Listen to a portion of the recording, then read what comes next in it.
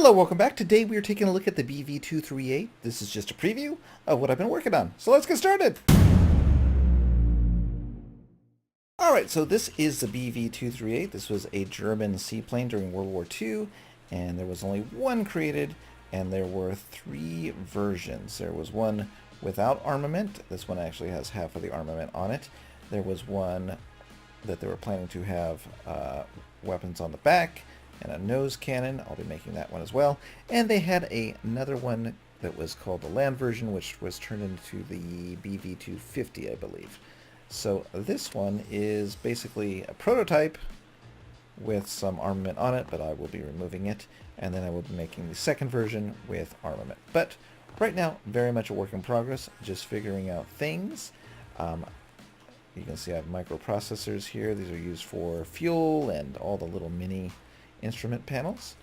And if we come back here, we have three engines. Let me go ahead and get into the external view so I can show you a few things. Alright, so this plane was basically rebuilt from the ground up with Captain Miro's tips. So if you did not see the video on how to make a seaplane, you'll want to go ahead and click the video at the end of this video and go watch that tutorial video.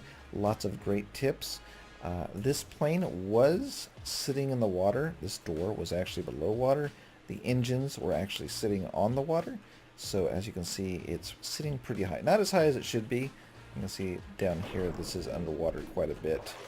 But it is fully functional at least now and behaves like a seaplane. So some of the other tips that were used, of course, is back here we have, where is it at? I can't see, I'm underwater. Let me turn on the light. Oh, I can't turn on the light. It's not me. Anyways, if you can barely see, right here, we have a rudder that's turned sideways. That pushes it out of the water.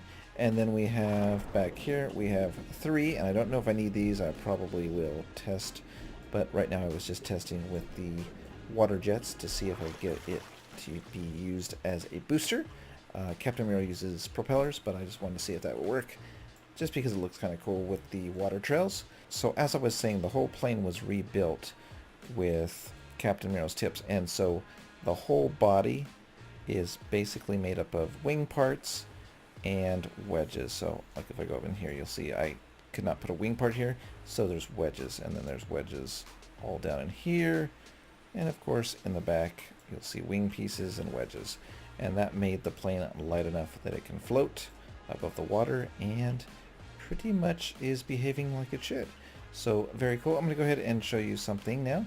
Alright, so let's go ahead and jump back into the plane. I've got my light on now, and let's go up and explore what's in here so far. So on the left and right we have the wings, and there's catwalks that go down to the gun down there. We have our fuel tanks left and right, three fuel tanks, one for each engine, and again catwalk where you can actually get into the engines. I might make something like a door up there, but I'm not sure. The real one had a way to get on top of the engines, but we may not do that just because it's a pain to seal them. Here we have a work in progress microprocessor, and it looks pretty boring right now, but it is going to be handling all the automation of the takeoff procedures. So in Captain Miro's planes, you have to come out here. You have to tilt these blades up. That one's broken right there for some reason. You broken too? Yeah, there's some bugs going on here still. But anyways, I am automating so that the props are tilted upwards, and the engines back here, the booster engines, automatically turn on and off based on a switch. If you're in the water or out of the water, they go off when you take off the water, if that makes any sense. So I'll go ahead and show you by turning it on, and it will start the process of moving. I would like to hook that to the engines, but so far they are by themselves. So I'm going to go ahead and start these up. You'll notice that throttle is on number 1 if you look at the left pilot seat, and we can go ahead and start the engines here. Okay. I don't have the prop pitch set up quite right. Oh, we might be in trouble here. No, we're okay. Alright, so we can go ahead and throttle up and see if we can make it out of the water before. Oh, see, it's not working right now. You'll see that the prop pitches are down. I had it working earlier, but now they're kind of not pulling themselves up, so we'll have to fix that. But I actually managed to take off with the props level. That's interesting. Alright, so right now it's about a... is it 12? It's about 12. So there you go. So it's a little bit off on the trim right now, but it does fly. You can't put up the I don't know what these called, pontoons or whatever on the sides, stabilizers or whatever. Also the ladder's sticking outside just so I can get inside. And what else? I think that's pretty much it. But the idea is here, it's on the automatic boost, and so if I land again, the boost will go back on automatically, and the props should tilt as needed for takeoff. So yeah, that's a work in progress. And yeah. And then of course this is a station for the throttle and the prop pitch, which was a real thing apparently in these planes.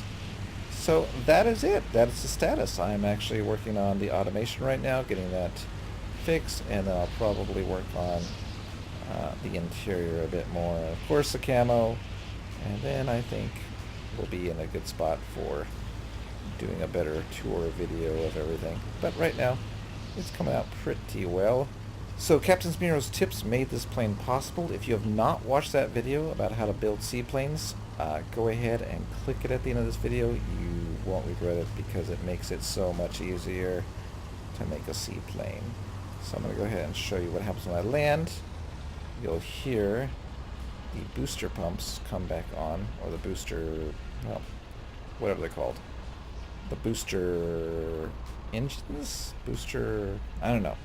Takeoff boosters? Let's call them takeoff boosters. Alright, so I'm going to go ahead and land, and they'll automatically come on when it hits the water. Also, there it goes, they're starting up. And these guys are supposed to tilt up, but apparently I broke something. But, yeah. Working pretty good. Oh, there they go. Let's see, they're going off again. I don't know. That's a bug. There's a bug! So I'll be working on that. Alright, well that's it for today. Let's go ahead and do a dramatic flyby if I can get this thing back in the air. Right now I'm pulling up like crazy. And there she goes.